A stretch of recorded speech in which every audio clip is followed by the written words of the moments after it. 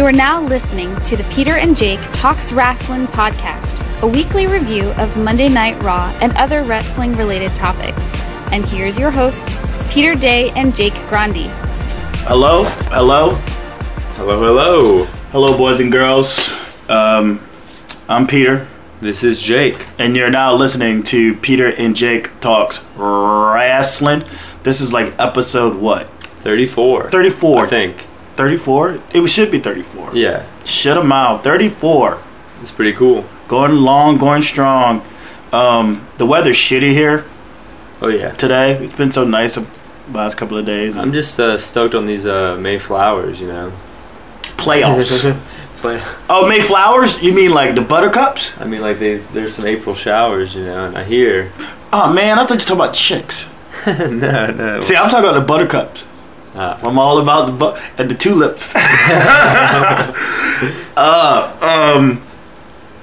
Where do we start? We just do. Oh yeah, you're listening to Peter and Jake Talks Wrestling, and we do a whole bunch of other different types of podcasts from PJTW Central. Wow, I said it actually smoothly this time. Yeah. We got this. We got Faster Than the World podcast.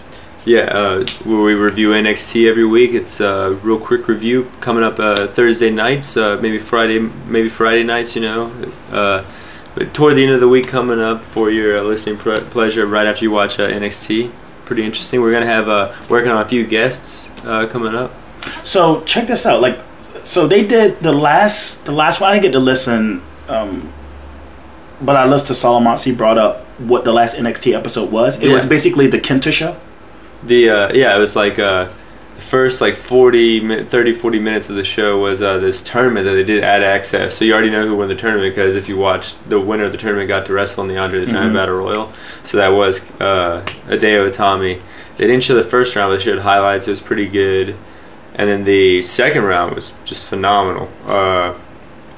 Neville wrestled Hideo Itami in the finals. No. Neville wrestled Hideo Itami, I think, in the second round, and that match was ridiculous. And then I think Hideo Itami wrestled Tyler Breeze. No, he wrestled Finn Balor. Okay. Yeah, he wrestled Tyler Breeze on the show they did after the Access show. That was just like an NXT show with the 5,000 people and everything. Mm-hmm. This tournament was not on that. It was just like I think something they did on Access. That was at I think it was like in the morning. Mm-hmm. Crowd was kind of it looked like a Comic-Con, kind of just like it was just like set in the middle of a ring, just set in the middle of a big convention. And people just standing around watching. Yeah. I seen the photo that I have actually of last NXT that I put up. It was like, damn, it's like. But it was real cool. It looked like a practice center or something. Like if you go in there to see a fighter work out a boxer. It made it feel like a big fight field. Yeah, it wasn't. It was a big fight field just because of it was just a part of this gigantic convention, not necessarily the amount of people watching, paying close attention. I'd imagine something like that was still the show. Oh yeah, still a convention show. I mean, how can you guys over there?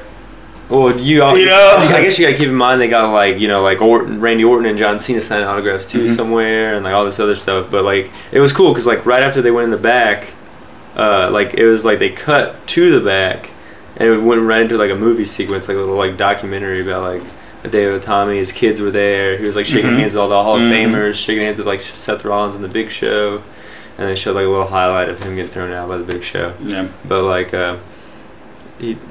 just seemed like a big deal to him. And him going to the back and sort of falling to a knee and feeling thankful. It was cool. They interviewed, he was talking to Seth Rollins, and Seth Rollins was it took me 3 years, took you 6 months. Yeah.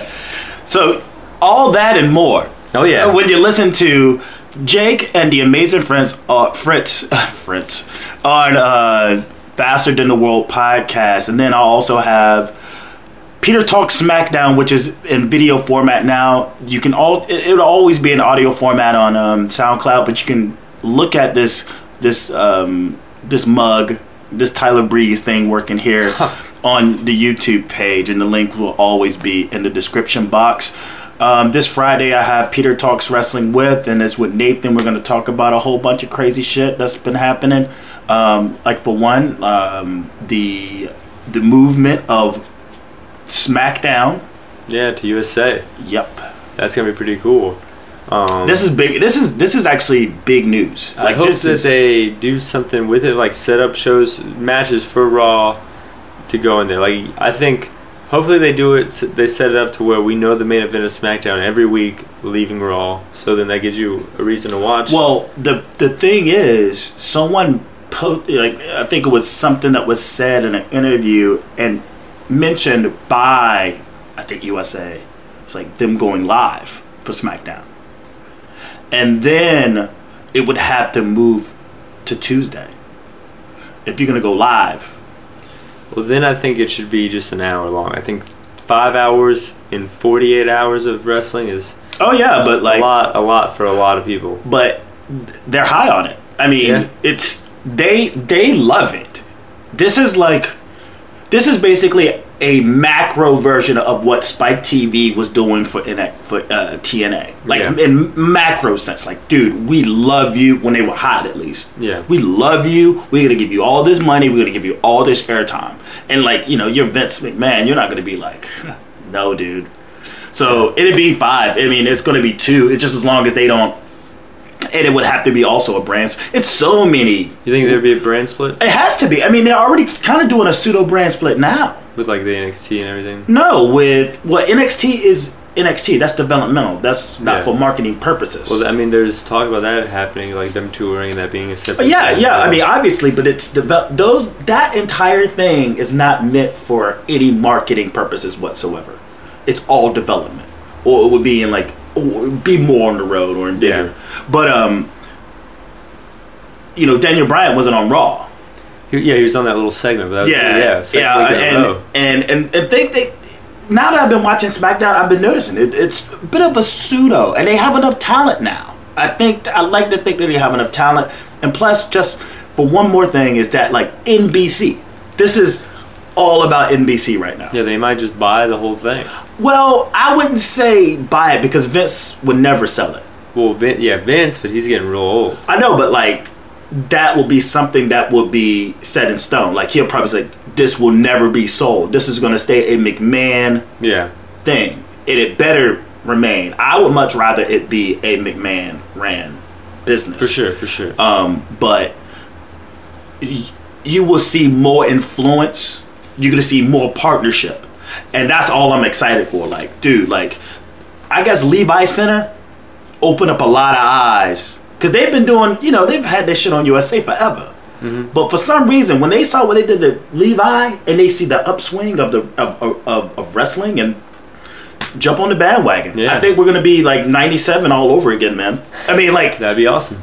It just opens up a lot of avenues for them. And we'll just see what happens. Well, but that's the type of discussion we have on Peter Talks Wrestling with, and this week again with Nathan Newman. And then go check out our pilot. Hi, Alexa. Go check out the pilot to Dang We Love Divas podcast. Right now is the pilot, maybe 4 weeks ago, of the season finale of Total Divas. And that's it. Follow you on Twitter, JG Pro Wrestling, at JG Pro Wrestling, talking to a bunch of people. It's pretty cool, man. It's kind of picking up there, for a little bit, just talking to people just about wrestling. Nothing really else. I made the Twitter for the podcast. I get on there to talk wrestling, so that's kind of cool. Ellen Japanese, LINJAPANESE, and also PJTW Central. Find both of those on Twitter. Without further ado, you ready to get into this this Raw London? Raw London. I'm stoked. Did you notice that Neville was in the start now? I don't know if that was last week or this week, but they added him in this. Well, it's going to be I wonder who they're going to push more between him or Kalisto. They're essentially the same person. Ooh. I mean, in terms of like who they are. No, there's a little difference. No. I'm not talking about who they are. Like, obviously they are different. But I'm saying, like, little high flyer. Well, I mean, I think they're pushing Neville as a single competitor, whereas like Kalisto's just like in the Lucha Dragons. Very soon. I mean, the thing is, Kalisto isn't as ready as Neville, so I imagine they're gonna give him the rub a little bit more because he's a fucking specimen. It's just that Kalisto is fun, and what we've seen so far is like 5 moves of doom from him. Like, we haven't seen much variation, but he's actually getting more exposure to the fact that he's put in position to show his athletic ability and win rather than Neville. Well, that's true. 16,000 people there, sold out. Cena comes up right at the beginning. Wait a minute, though. But we got no-sell Michael Cole. No sell. Oh, yeah. Well, yeah. No sell Michael Cole. What the fuck? Has he been talking to Cena? Has he been talking to Roman Reigns? They've been kicking it. It's like, hey, man, like, just don't sell it. Goldberg, this is manager. Well, I don't know what they're doing with that. They didn't even bring it up. They brought it up a little bit. He said that he was going to sue him. So they're going that route? Yeah, that's what he said, like, after this first segment here, that he was going to talk. He didn't want to talk about it, but, like, they showed, like, JBL kind of, like, making fun of him a little bit about the lawsuit, and then, like, he was just like, well, we won't talk about that. I'm suing him, but we'll talk about that later. Oh, wow. Well, that was probably the part where... I mean, I can see why you could miss that, because it was just, like, real quick, just to feed into... But even something, a neck brace or something, because they were saying that he had a broken neck. Yeah, the neck brace would have been awesome, but I think they think that would be too wrestling, too little, too... Yeah. But the no-sell is just whatever. Yeah, they should... I mean, I don't see what's wrong with even doing a two-man team of Booker and JBL for even a week or two. Because they need a guy to be able to call the match. I mean, JBL don't call matches. I think Booker T could have done a good job. Tom Phillips is his name.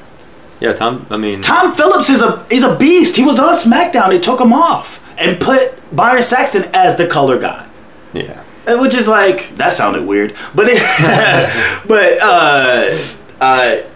Tom Phillips could have went in there. I mean, he's ready for it, and he's play-by-play guy.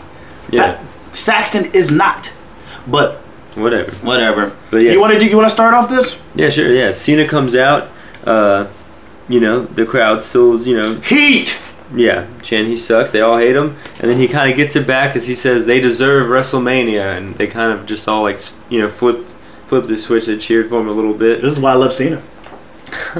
Cena, he can dig himself out of holes, man. Like no one. Yeah. On the roster. And then he issues the challenge like he's been doing. I really like the U.S. challenge thing they're doing. I think it puts over the belt and it gives Cena a segment away from the world title picture. So when you do put him back in the world title picture, it's gonna be fresh again. But anyways, the guy who takes the challenge tonight is Bad News Barrett, hometown hero, gets cheered. They're chanting like "Thank you, Barrett" before he even did anything, which is kind of hilarious. And he even made mention of that. And then went right into a great match. I was gonna say probably best. My favorite. This is the best match of the evening. Regardless, well, Wade has gotten better. Dolphin Neville is good, but like this was a great match. Like there was a great the cross body by Cena was awesome. I know it was off the top rope and it was just like Cena doing that, but it was pretty sick. There's a textbook suplex by Wade Barrett, but of course a lot of 2 counts. Kick out, but eventually Cena gets him with the AA to take the victory. Great. I like how they start off Raw with a match instead of a 20-minute segment involving the Authority. It's always refreshing when they don't do that. We're not going to get much variation in John Cena's promos until he gets up off. Either they do make an executive decision to do with his character, or be him get up off that belt. It's like open opportunity, late opportunity, belt. Who wants it? Like you can't really dissect his promos anymore. It's going to be just just black. But and white. I love that he's a fighting champion. Like, of course, especially with the U.S. title. The big knock is whoever has it never defends it, and that's the U.S. title, like John Cena, the Marine, the guy who goes and does the Make-A-Wish, the guy who does the U.S. troop thing. So much offense. This is like a Cena we haven't seen. Yeah, it's awesome. Ever like an offense he just doesn't get carried through a match. I mean, not saying he has to carried through a match, but the basic babyface role in a match is him just getting beat down and beat down and beat down and getting a flurry of offense, but then just like get beat down and beat down. He has the advantage not only with the last three, well, more so with Stardust than say with what happened with Dean Ambrose. Yeah. But like, and even this one, he got his share of offense in more than normal. Yeah, for sure. I just wanted to point out some things. The crowd was a little too hot. They could have had this in the second segment because the crowd started to die out a little bit, and this was something that was just. I mean, you're talking about let's throw the most polarizing guy we got, and then let's put out our biggest hometown hero, and like this in the first 15 minutes of the show. Well, they had a lot of hometown heroes. My God, but like not like this though. Yeah. This is significant shit, and I hate they don't bring up there when he joined NXT with Barrett. That's weird. But shout out to Mick Foley during the match. Yeah, you missed it. He gets on the apron. Cena's the bang bang, yeah. Yeah. He shouted out bang bang, right? Cena kicks out the Winds of Change. He kicks out of Wastelands. Barrett kicks out of AA. Yeah. We're talking like... There's 2 counts on 2 counts on 2 counts. Jesus. Cena kicks out of a boy. This is like pay-per-view shit. Like, yeah. Cena kicks out a bull hammer, but he wins with the stunner into the AA. I guess that's the fifth move. The sixth. No, he did. I don't think he did the stunner, did he? No, he did. He did the springboard stunner. Oh yeah. The springboard stunner, because here the sell is this: the guy doesn't go down. He basically just stands up, and that's when he applies the AA. So he did that against Stardust, who gave him a fucking potato. He's rocking the shiner out there. Did you notice that? Because I was like, damn, he got a shiner. And then they mentioned it after the match that he was rocking a shiner, and that was from Cody Rhodes from the week before, fucking popping him square in the face. And yeah, after the match, Lana comes out, pretty much just distracts Cena, gets a huge pop, and pretty much distracts Cena for the Rusev, hits him with a chain. Then they announce that it's going to be a Russian chain match, old school Russian chain match at Extreme Rules. I'm kind of excited. Yeah, it's funny because I did some research, and apparently it's Ricky Morton versus Ivan Koloff. It seems Ivan Koloff, that's his match. Was that Well, yeah, he was one of the founding. I think he was. I mean, the founding guy with the Russian gimmick and everything. And the Russian chain match is just like a strap match, only traditionally it's a dog collar around the guy's neck. What? I don't know if they're gonna do that. Yeah, it's like Cena's gonna have traditionally, I don't know how they're gonna set it up. He can't have nothing around his neck. He's gonna have like a dog collar around his neck, and then the other or maybe, but the strap match is on the wrist, and I can see how they could do a Russian chain match with it around the wrist nowadays, and then you can use the chain to beat your opponent. Dude, you gotta watch him straight. I know. I mean, I was planning on watching this, but he said it was also him and Bruno Sammartino. It's also called a dog collar match is another term. And I remember there was the Nasty Boys and Public Enemy at Bash in the Beach is my favorite. There's a tag team Russian chain match, and that's my favorite Russian chain match of all time. It's pretty awesome. But this is pretty exciting. I know people were kind of shitting on it on Twitter, but fuck them. Because they don't know about it. It's a very old school style. I mean, when I heard, I was like, whoa, they're going back into the U.S. title, Russian chain. This is perfect. This is a perfect feud. I'm stoked. And then this is when Cole like kind of jokingly talks about his neck injury, Mm-hmm. For some reason, I don't remember. Next up, we have the Divas Battle Royal with the Bellas on commentary. In this, you have Alicia Fox, Cameron, Naomi. Oh shit! Who else? It's Alicia Fox, Cameron, Naomi, Summer Rae, Natty, Emma, and Rosa Mendez. Okay, and the final four ends up being Fox, Cameron, Naomi, and Paige, which is funny because you have 3 black women in there.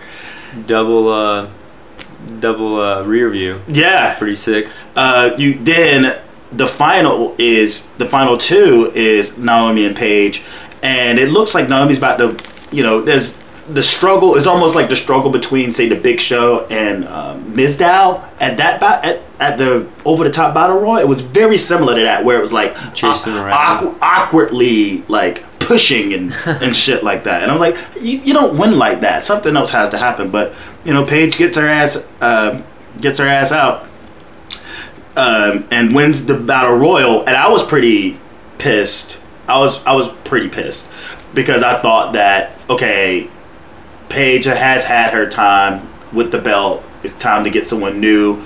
I was like, all right, there has to be a reason. Yeah. Like, seriously, like, as soon as that happened, I was like, there's a reason behind this. And after the break, Paige is in the ring with Byron Saxton, talking about her win, talking about being home, and basically spits a hometown promo, and we get a Naomi heel turn, which is like, that's what they were planning to do. Now, I don't know how you feel, but I think her being the number one contender versus being heel, I think her being heel she now has a storyline. Yeah, I think it adds like depth to it. Like she cuts the promo in the back later on. Wait, don't go there. Don't go I'm just saying she cuts it later on in the show, and I'm not. It was brilliant. It was awesome. I wasn't going there yet. Yeah, I was just saying, and then I was saying maybe she could do something like get the belt off of Nikki on a Page just to like whoop Paige's ass more, something kind of, she could do something like set it up to, I don't know, you gotta somehow get the belt on Paige and get the heat on Naomi in the Bella Page match, unless you're gonna do a 3-way. Well, this is almost to me like a Kevin Owens type heel thing, where her whole thing is like, dude, like, we're not gonna go there, but she's been denied, whether it's any fault of her own or fault of someone else's. And especially the Oksana incident of her basically crushing an orbital bone. She was being placed to be like the number one contender. And, the fact that there's many factors that lie into this. And she's clearly the next diva in line. But, like I said, she even in the back, it sounded like more like she was more or less like, what do I have to do? So yeah, we'll see now. And then how does it play into the Usos and their involvement? Well, I guess they're going to be out for a while, so this is the perfect time for Naomi. Because her attachment to the Usos, give them a little time to, I guess, heal, and then I guess that's going to work, bring them back more fresh, especially with the Lucha Dragons, who after this Bray promo, they got pretty confusing. I wish they would kind of. I think they're talking about Roman Reigns. You think they're talking about Reigns? I heard someone mention it on the PW Torch, and it's like I could see Reigns, and after tonight, I think it'd be cool if it was Kane. Like Kane went to change to a demon, and then like Bray came out. I was like, that's exactly what I was trying to get you to do, and then that would be a good feud. But Reigns and Bray would be a lot more fresh, because I think that I think the Wyatt family attacked Kane one time to get him for him to leave one time a year or two ago. Who? I think Kane. I think the Wyatt family, like, that was their first feud, was they took out Kane. And the fire match. Yeah, the Inferno, yeah. For Inferno match, but that was so bad, and I think that was like a forgotten feud. Yeah, well, but I would like Roman Reigns better too, so I'm glad that that's kind of out there. But then we had the Lucha Dragons versus the Ascension. JBL and Booker T were kind of funny in this, because they said something like, they lost a lot of steam as of late, and they're like, but they're still a force to be reckoned with. They covered themselves talking about the Ascension. I remember that. But this used to be an NXT tag title feud on Raw, so it's kind of cool. Like, even though the Ascension are not as powerful as they were, I guess, on NXT. They're all powerful. Well, I mean, dude, watch your tongue. All right. I mean, okay. All right, that's all I'm saying. The Ascension are the next big thing. The Lucha Dragons proved too good for the next big thing this week on Raw, though, because they did take the victory with a lot of their good, known offense at this point. If you've been watching NXT or the last few weeks on Raw, big senton from Sin Cara after a flurry of offense from Kalisto took it. They're a great tandem. Yeah. This match is pretty awesome. There's a lot of good matches on this show, and this match was just pretty much like an exhibition of who the Lucha Dragons are, I think. And it's still the Kalisto show. It's still the Kalisto. We love Sin Cara, but this is for the type of, like I said, the 5 moves of doom for Kalisto. I mean, they're fun. They're the funnest 5 moves of doom ever. And then, like, the way the Salina del Sol into the Senton is epic. It looks great, for a tag team. You want to talk about your marksmen. That's heel combos, face combos. That's beautiful.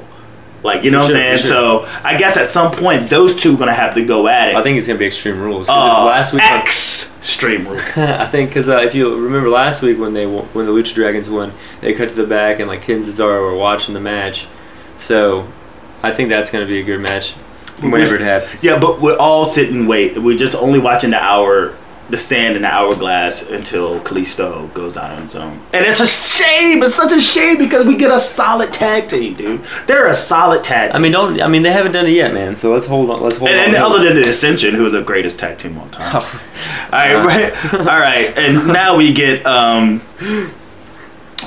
the segment with Roman Reigns and Booker T, and they basically discuss Mania, what happened there, and then they discuss the triple threat, and then they talk about Talks about shows Seth's giant bitch. Yeah, it's pretty funny. Yeah, and then Jumbotron. It seems like that's the thing that they're doing right now, and it's like between Kane, the demon's favorite so and so, and then the giant so and so. It seems like those are the punchlines now, and between the two of them. But I think this was probably one of the best performances of Big Show in quite some time in terms of him as a dominant heel. Now we're gonna get this match at Extreme Rules, right? Mm-hmm. And he shows up on the Titron and he looks menacing, and he talks about how you failed so and so. It ends up being going back and forth, but it ends up as Reigns goes back to Gorilla. Show just ambushes him and beats the living shit out of him, basically. And as he's doing this, please retire Chance going through the crowd. And this is almost as awkward of a beatdown as Orton on Seth Rollins. It was long, it was monotonous, it was creepy, it was sinister. It's just a great visual to have two giant dudes on top of a big car on top of a stage. I'm sure that looked like ridiculous live. Yeah, and all I could think was finally that car gets some work. Yeah. Because have they ever used a phone booth for anything? Any prop for anything? Not that I know of, but they need to have Neville, someone call some Superman pop out. Well, I'm just saying, use it as a prop to beat someone the shit out of. What if Big Show picked it up? Oh, that would have been great. but he choke slams. It all results to a big choke slam. Good spot, really good spot. And this basically will set up the match at Extreme Rules between, and we only hope it's the nail in the coffin between these two, because we've had enough of them, and we get it. He's a giant, and we got to make Roman look strong. We know it. We know that. Yeah. But and maybe this is the same thing with Andre the Giant versus the Ultimate Warrior, when they felt that he was green, and basically the Giant went in to not only put him over, but to show him the ropes. No pun intended. And there's stories upon stories about how Andre the Giant just had to put up with having to be put in a situation where he's with this guy that's so green. Right? Mm-hmm. And and there was moments of frustration even during some of their matches where he's just dude, slow the fuck down. But I don't know. We gotta move. We gotta develop this guy, Roman Reigns. Yes, we gotta develop. I think he's doing good. Going back to the summer, the Jack and the Beanstalk promos and all that stuff. So I think he's a lot better now. I think he talks to the fans, reacts with the fans during the promos. He doesn't get tripped over his words, so he is getting better. And I think if people talk about the Big Show Roman Reigns feud, it's not ideal, but I think it's going to be helpful to both guys. Very helpful. Yeah, and we'll just see. I guess they're probably definitely going to wrestle Extreme Rules, so we'll see that continue on. Maybe in a stairs match. But next Monday is the go home show, so until Extreme Rules, they're not going to touch. Well, they could do something where Reigns attacks Big Show, and then... there's going to be something. Yeah, and then the Big Show tells Kane to put him in a match, or tells Triple H, Stephanie to put him in a match. Oh, I think Reigns going to demand a fucking match. Yeah, maybe that'll be it. Yeah, something where they. And it may just happen on SmackDown. Who knows? And then next we had Randy Orton versus Cesaro. Cesaro's so cool. It was pretty sick. We heard the big when it I forgot what happened. I think he slammed Orton or something, and then big hey, just like when he was in Claudio Castagnoli in Ring of Honor. So that was kind of awesome. And then Kid interferes. So then they call the bell. I actually thought that was a bit of a botch. I thought at first I was like, I thought that it was weird. It was weird how it happened because it was almost like, come on, Kid, you're better than that. Were you talking about that, or were you talking about? No, I'm talking about like the Kid involvement. No, I'm saying when you tweeted, were you talking about that being the botch, or were you talking about another incident? What another incident? What botch? Never mind, we'll get to it. Okay. Whenever Kid interferes, so then Randy gets the victory, but then Kane comes out and says no, Randy Orton can't hold off that, can't get off that easy. We're trying to get his ass whooped. So he's then a handicap match: Kid and Cesaro versus Randy Orton. Oh yeah, there is a Kid botch. Yeah, it was a great fucking match. Yeah. With Charles Robinson as the referee, but they tag him. Kid and Cesaro do a sneak tag. Have Orton in the back of the rope. So for a spring, I think he was going to do a springboard into a neck breaker. Yeah. He slips, but the crowd let him have it. Not like when Dean Ambrose. Yeah, they let him fucking have it. Which is, Tyson Kidd, he's an awesome wrestler, but if he does mess up, you gotta let him have it, man. I don't know, that's just like part of the fun of being at a wrestling show. But it was they did a lot of great fucking moves in this match. Beyond that, Tyson Kidd made up for it in one spot where he shouldered. Oh God! You remember that where he shouldered Orton in the ribs to make Orton go down. Then he flips over the top rope, and not flips over his whole body to roll him up for a pin, but he interlocks his legs and his armpits to flip him up in another type of pinning position. Pretty fucking sick. What did you think of this match? Whatever. Did you see that springboard elbow though? Springboard elbow by Tyson Kidd is textbook. It's what I wanted sick. to say is, it looked like there was going to be some dissension between Cesaro. It looked like when he got interfered and he cost basically Cesaro the match, that looked like that was going to be like a little tension point, because the way Natty looked at him, the way Cesaro looked at him, it's like, dude, what are you doing, kind of a thing, And I was like, what's happening? Kid, you're better than this. You're a tag team tandem. I know you're he's a pretty narcissistic character. And now he had to make this match about him by interfering and costing Cesaro the match, and I thought that was going to be a problem. I really did. I think they were just kind of setting up for this. Yeah, they're setting it up, but that split moment of concern, I was just like, whatever. Kid goes for the springboard elbow again, goes back to the well, but Randy Orton catches him for the RKO. Really good RKO. Randy Orton beats the tag team champions. And he picks the stipulation, and you find out that these matches that both Randy Orton and Seth Rollins are having are for them to pick the stipulation, which was brought up by a very clever JBL. It's like, wait a minute. No one said this yet. It's like, well, what if they both win? Or what if they both lose? Like, that makes no sense that you're going to have two guys going out to fight, and whoever wins either match picks the step. But what if they both win? They didn't think this dude. Yeah, they were just kind of throwing shit together. Very apparent. But this match was awesome. It was about the wrestling, this Raw. I think the storyline was kind of convoluted, except for the Kane storyline. I thought it was kind of cool and in depth. They go to Rollins in the back with Kane. Yeah, let me jump on this one. Yeah, no problem. And this is actually like a continuation. I don't know if you remember me talking about this last week. But this is the trials and tribulations of Kane. This was coming, from last week to this week, and Kane's setting the steps, and it seems that he's kind of gone rogue from the authority. But I think he's only doing it to sort of set himself apart as having a voice, being someone that's important, being in a position to sort of say, this is me. Okay, you got the belt. Okay, you got the role. you got the Andre the Giant Rumble, but I am the voice of Stephanie and Triple H. I am the what is it the what is he? Yeah, pretty much gets to pick the matches. I don't know. He's like the.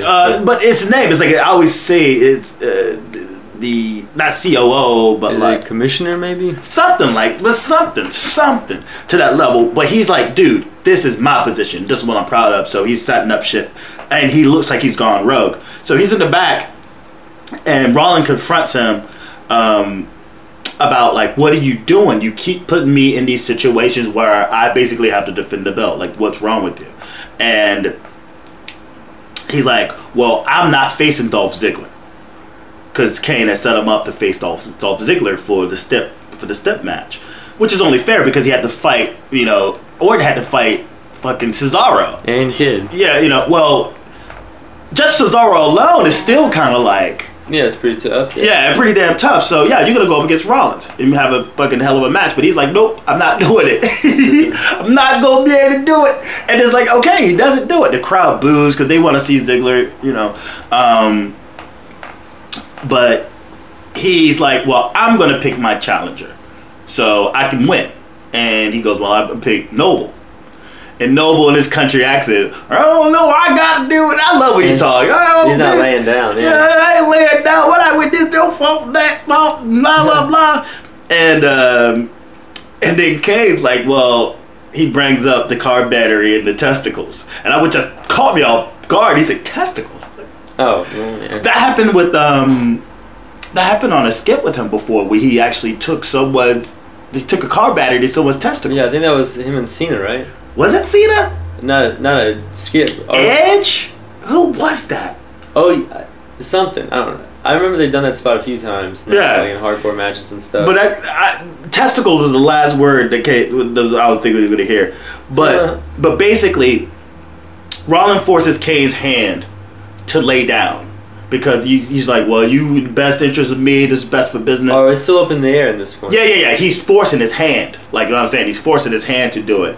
And he's like, well, if you don't, I'm going to contact Triple H and Stephanie. And he's like, well, we'll see. So yeah. That's...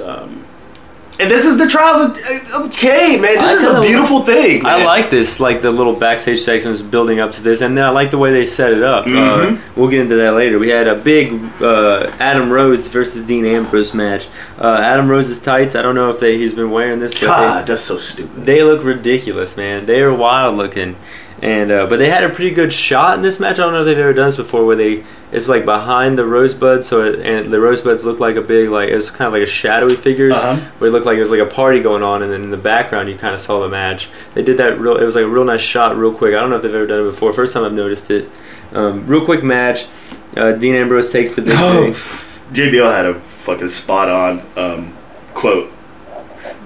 You just see Dean Ambrose come out. He goes, how do you get through customs? I laughed by it. I don't know if you caught that, but how do you get through customs? Because it's like Dean Ambrose, like how this is what they should be doing with him. Like, show Dean Ambrose trying to get through customs. And like just do like a silly TSA skit. I mean, it doesn't have to be silly, but it's like this is the lunatic fringe. Yeah. We gotta see him around London or going through TSA, like in the end resorting to him just basically beating someone up, It's pretty cool.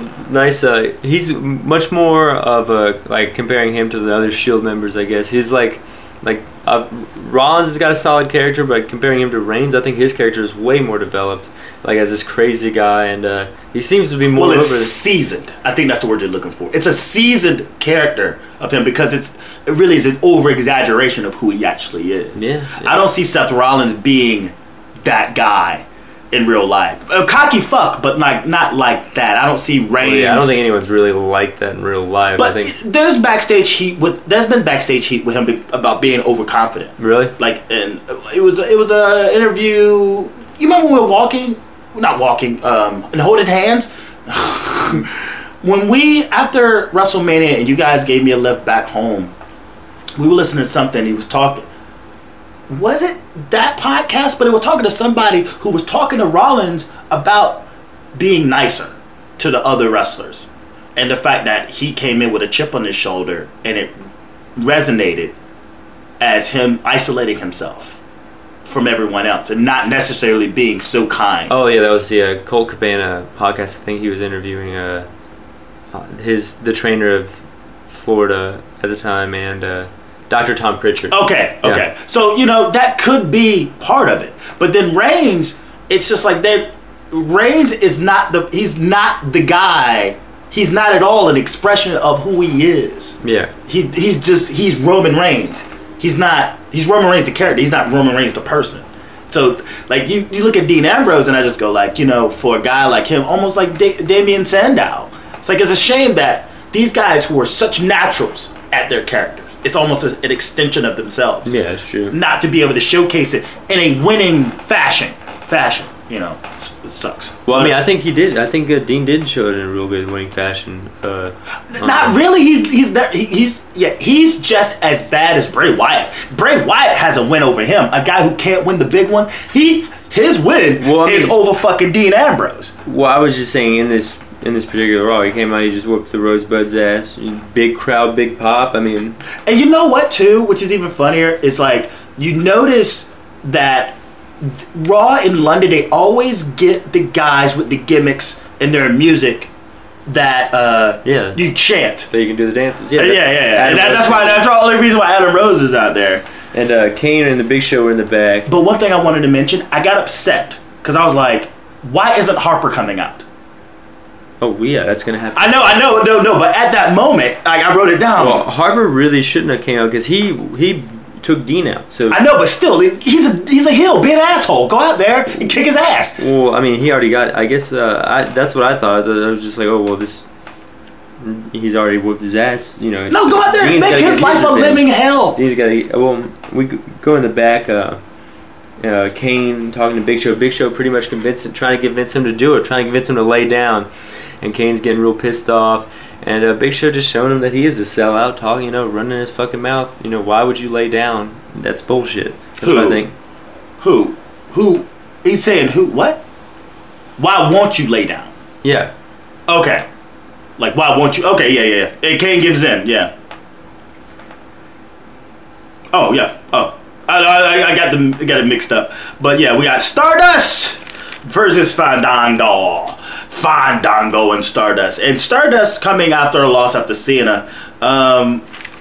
Maybe they're going to do something a little more. This was just a gimmick match for the payoff at the end of the match, which was Stardust indeed making short work of Fandango, the new Fandango, really, wins with the disaster kick. Too, which I thought we haven't seen him win with a disaster kick in quite some time. So Fandango gets up, he realizes, he just gets up, he walks over to the fucking, stands up on the table. Which one though? Did he stand on? I think he stands on not the Mexican Spanish announce table, but they showed earlier in the night that it was the Spanish announce table. Yeah, and he basically ditches Rosa. And then he ditches his music, his new music. I guess we're back to the... It was old is new again. Everyone's dancing in the UK. Because, that's the thing. That song is so over there. And I was like, oh, he's only out there to do that. And it was like a given. So, we can almost... This match didn't even... None of this even It was existed. super quick. That match was super quick. And then we go to the back... Kane and Bryan are talking, and Bryan's telling him the exact opposite of what Big Show pretty much told him. He's like, the Kane I knew would have fucked Rollins up and taken the title. And that's pretty much kind of how the fans it showed that they still had camaraderie. Even though the before he was injured, the I know what you did last summer slam thing that was going on between them, that was Team Hell No in the back. Yeah. That's what we got a glimpse of, which was kind of cool, because it wasn't like...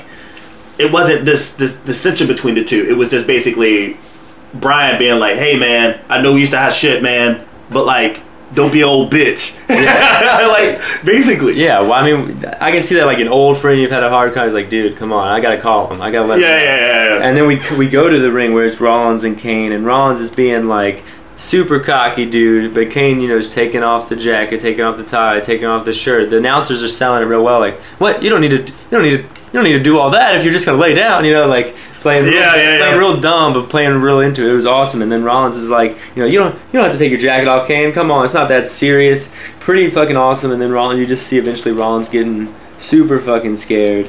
And because he gets down on one knee, and then he's like, lay down, man, and then he lays down finally, but he kicks out at 2. And then that's when J&J security come in, and then he tosses them both out, a big choke slam to Rollins. But then when he's gonna pin Rollins, he puts Rollins on top of him. So it's kind of like in your head, whenever you're hearing 1, 2, 3, you're counting for Kane, because that was obviously Kane's victory. So I think they played it up.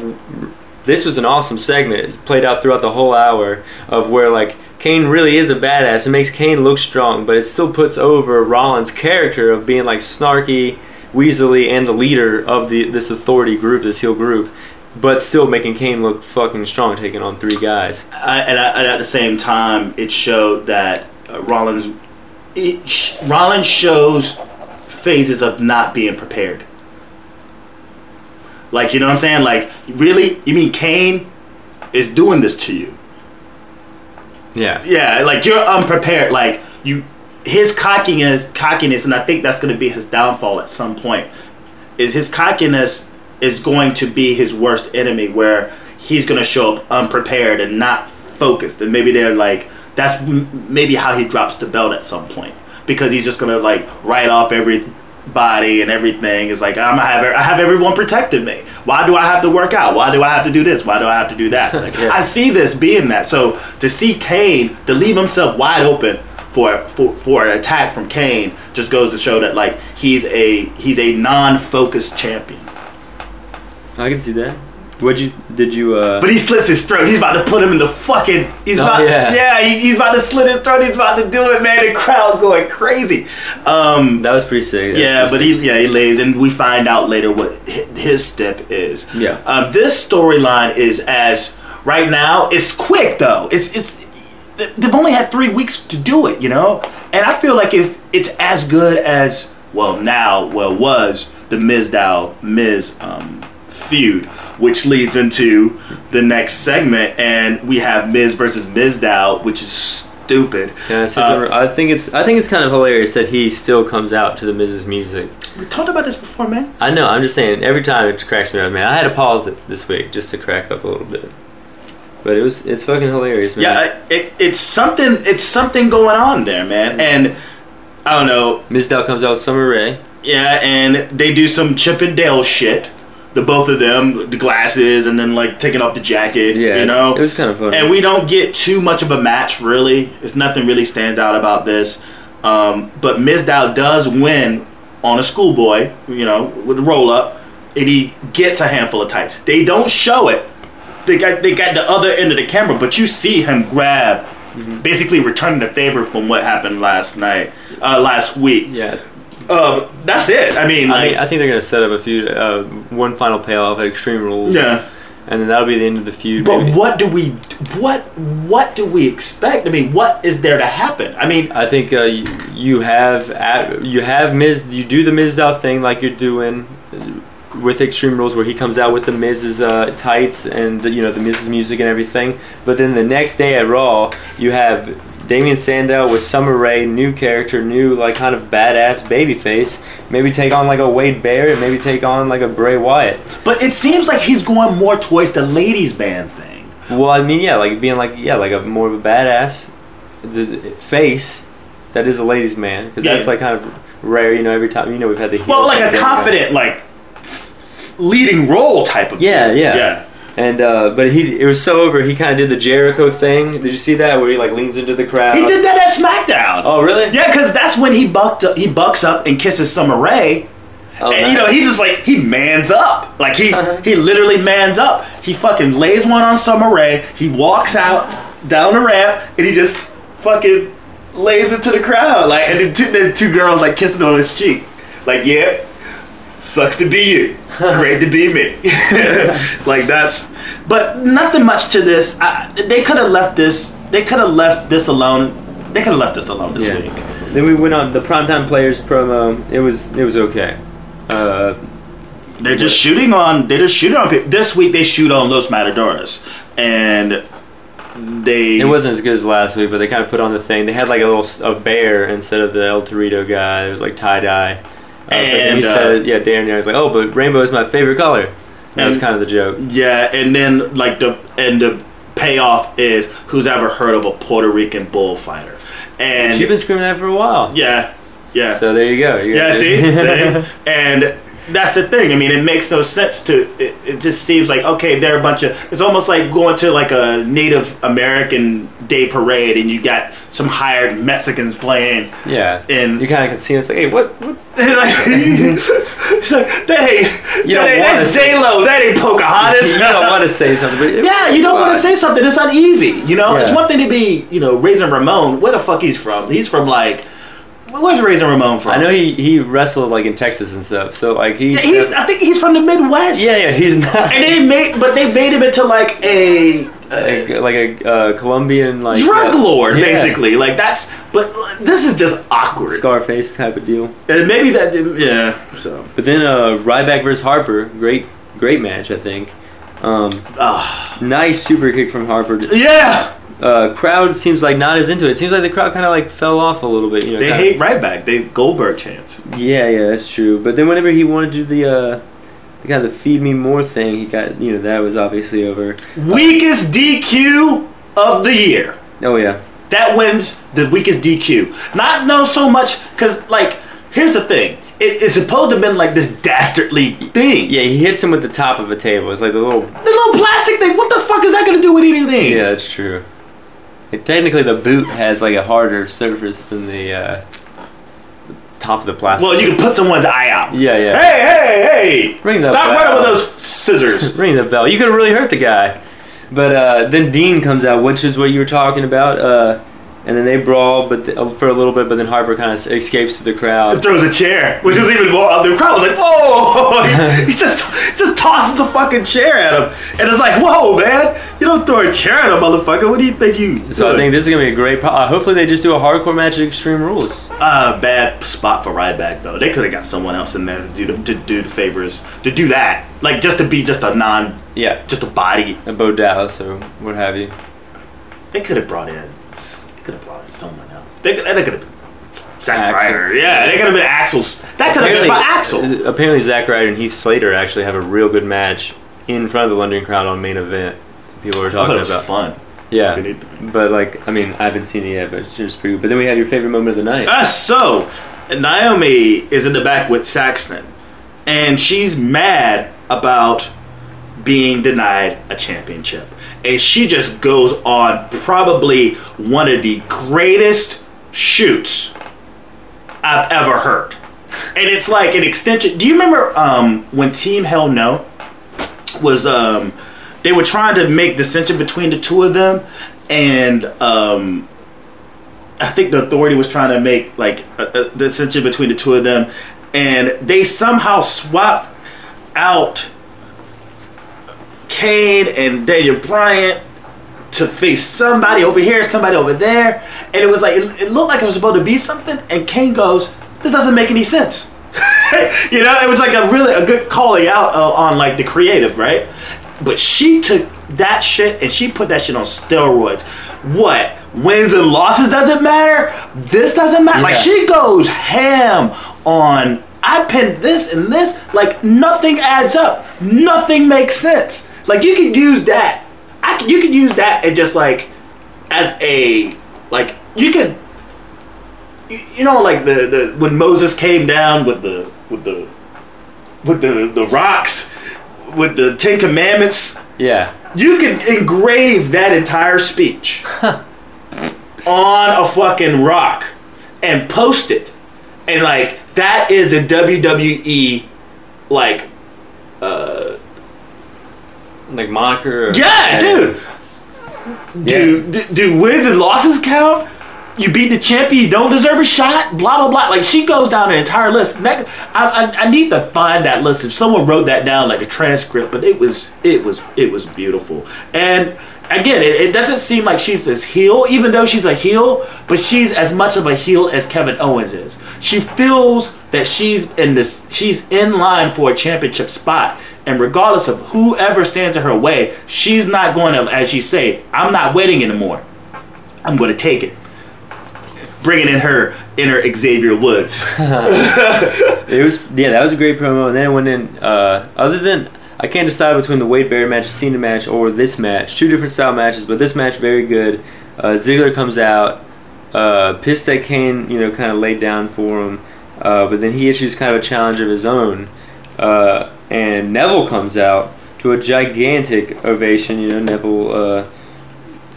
Hometown hero. Yeah. And also, even if you didn't know that, you saw him last week against Rollins. You probably saw him against Curtis Axel, so you probably wanted to see him anyways. So people are going fucking nuts. This match is fucking sick.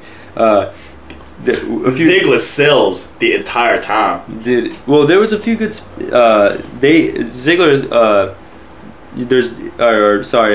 Neville's doing multiple cartwheels to the turnbuckle. Ziggler's chasing after him, and Neville's doing as quick as Ziggler's running, and he catches him with Ziggler with the boot in the other corner, and then that sets up for the standing moonsault, which was pretty awesome. Gigantic DDT by Ziggler. That was scary. That was awesome. That was awesome, and then it spills out to the floor where there's a gigantic springboard moonsault by Neville, only to lead up to this amazing move. Booker T's going nuts, where he starts on the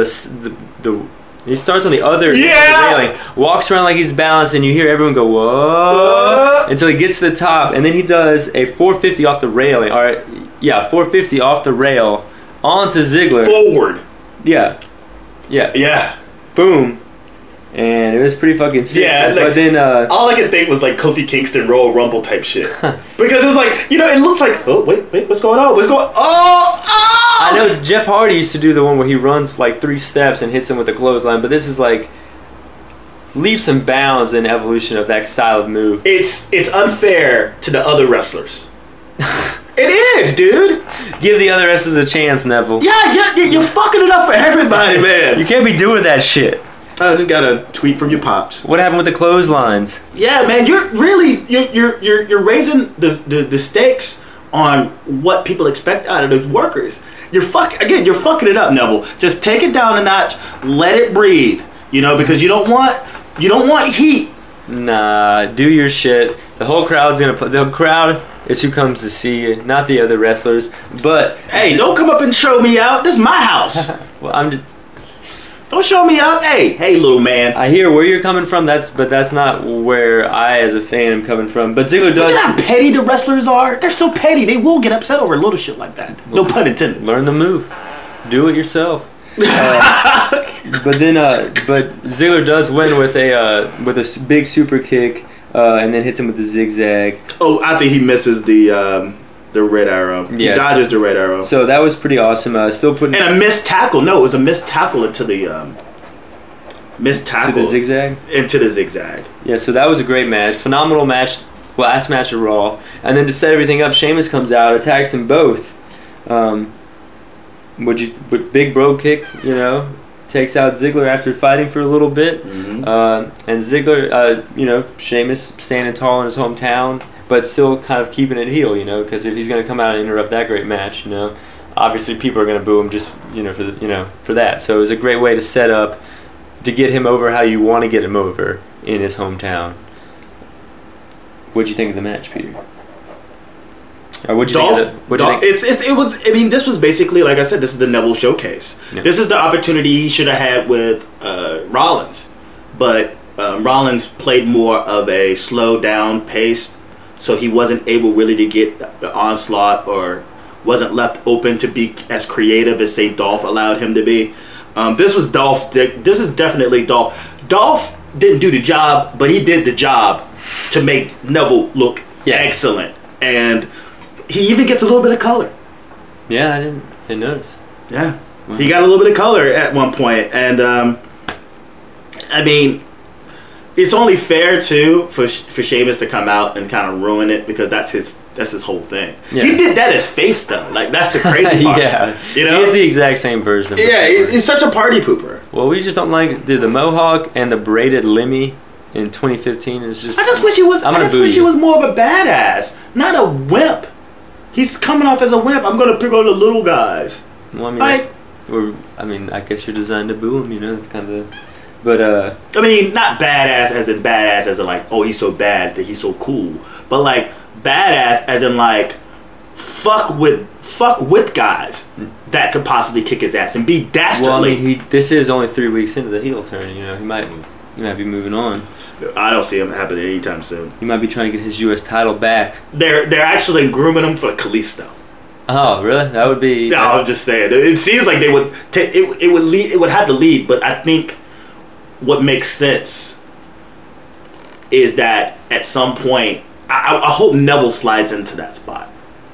Because it's Daniel Bryan basically. Like that's the feud. But I hope Neville somehow slides in because Neville. Well, I think that'll probably be a match leading to the Bryan match. Probably. I see Neville versus Sheamus at SummerSlam. Okay. You heard it here first, folks. I mean, I'm not complaining that match. I'm not complaining if I can. It'd be great too, because they're both so really good in the ring. I ain't taking no credit away from Sheamus's ring ability. I just hate how he's packaged. So you want to do this one? Sure, yeah. Rollins comes out super cocky. He's got his gigantic lazy boy when the other guys have their just like tiny, office chairs. That's kind of just selling the gimmick there. Killing it up. Yeah, and then Orton comes out. They talk a little bit back and forth, and then they just pretty much say no RKO at Extreme Rules. This is kind of the stipulation. Mm-hmm. I'm gonna take away your biggest asset. So it's like, haven't we been here before? I think they've done that. Bro kick. The bro kick, yeah. Bro kick. They've. This is an old school gimmick. And we also saw glimpses of something like this, and ineffective. He couldn't get an RKO on Big Show, and he couldn't get one on Mark Henry. Yeah, so we've seen this kind of before. Yeah. But then he just says like, okay, well if I can't get the RKO at Extreme Rules, I'm just gonna do it now. And then J&J get RKO'd, Rollins slips away. J&J. But he asked for a steel cage match. So it's no RKO in a steel cage? Yeah, no RKO in a fucking steel cage. Oh, I guess my computer must have slipped. Yeah. That's cool. So we got a cage match. We got a Russian chain match. Hopefully Kid and Cesaro versus the Lucha Dragons. Miz and Mizdow. Extreme Rules looks like it's going to be pretty fucking awesome. Pillow fight. Pillow fight. Yeah. Oh. The Divas? No. Oh. Like Kid and Cesaro versus the Lucha Dragons. Oh. In a pillow fight. Whatever it is. Yeah, dude. They're gonna fight in a pool of fucking SpaghettiOs. I mean, you like that? I know you would, especially seeing Tyson Kidd covered in. Dude, he's a great wrestler, man. I don't know what's know what though, and I guess that ends this. Why did I don't like how when they reintroduce guys two times and did they have to play their music again? Orton could have just walked out without his music playing. I mean, yeah, that definitely takes the crowd out of it. We saw that last week with Ryback, Orton, and Reigns when the second time they came out for the main event, the crowd didn't give a shit. And I can see how I would. They could just walk out. Yeah. Or maybe on the mic, just hey, so or maybe blah, blah, blah. Yeah, maybe something, or maybe like they play his music a little bit, and then he comes out talking. No music at all. It's like I know you're back there. Come on out. I can see that. Yeah. Just walk out. We've been here. How much? I am okay. Well, I think that music just plays. That's just like the vibe that happens. They need to clean that shit up. Yeah, that's true. Well, I think this was a good Raw, good podcast this week, man. Yeah, nice and sweet. You know what though? We still haven't forgotten your punishment. Okay. I haven't forgotten. There's something I was thinking about. I was like, you know what, dude? We've actually pulled a WWE on the stipulations since it's Extreme Rules. Extreme. What if you give me a drink like the payoff could be at the prediction show on YouTube? I need to make a shirt, and this is something I came up with, and I go, this makes the perfect punishment, and it's gonna take me to basically like prep everything up. A Brie mode shirt? No. A Brie mode shirt? No. Even better. What? I'm a Triple H guy. No. Yes, I'm gonna find an iron-on. That's what I'm gonna do. I'm gonna go get me an iron-on, and it's gonna. You hear this here first. He has to wear it the day of Extreme Rules, and he has to wear it watching it, and he has to wear it all day. I'm a Triple H guy. I mean, that's the punishment, man. But I mean, you're gonna look so awesome in it. I just don't like the whole Triple H part. I'm cool with everything else, but the Triple H part. I was like, perfect. I couldn't think of a perfect. It just hit me. I think I was like at work, and I was like, that's the perfect punishment. I'm a Triple H guy. I got a couple of shirts back there. All I gotta do is find an iron-on. Where do you find those? Oh, you're not gonna tell me. I don't know. What is this iron-on thing you speak of? Yeah, and then I'm gonna make it. I'll be like, I'm gonna print that shit out, and I'm gonna iron that shit on. I'm gonna hand it to you. Next week is our predictions. Yeah. So that's gonna be on video. Yeah. So Alexis, if you're listening, or anyone, fucking Terrence, jump on. Arthur, like if you're around and about, and you got like. What time is it? Around 6 o'clock next Wednesday. You want to come get in on this fucking predictions show on YouTube. Feel free to hit me up and say, yeah, dude, I want to be part of this shit. All right, so. Fuck yeah. So coming tonight. This is gonna be uploaded tonight. Tomorrow night NXT. Tomorrow NXT, Fast in the World podcast. Friday, Nathan, and then Saturday, Peter Talks SmackDown. And then Sunday, we'll give you a day of rest on Sunday, and then Monday we're hitting you back up with the Raw recap from Peter. Follow me on Twitter, JG Pro Wrestling, at JG Pro Wrestling, Jake Grandi. And PJTW Central and Ellen Japanese. Yeah, man. Shout out to... Who's my special shout out? The Real Diamond Dan. Oh. Yeah, nice. Shout out to the Real Diamond Dan and the Hizzy. And love you guys. Let's call it a podcast. Later. You have been listening to Peter and Jake Talks Wrasslin podcast. Please tune in next week.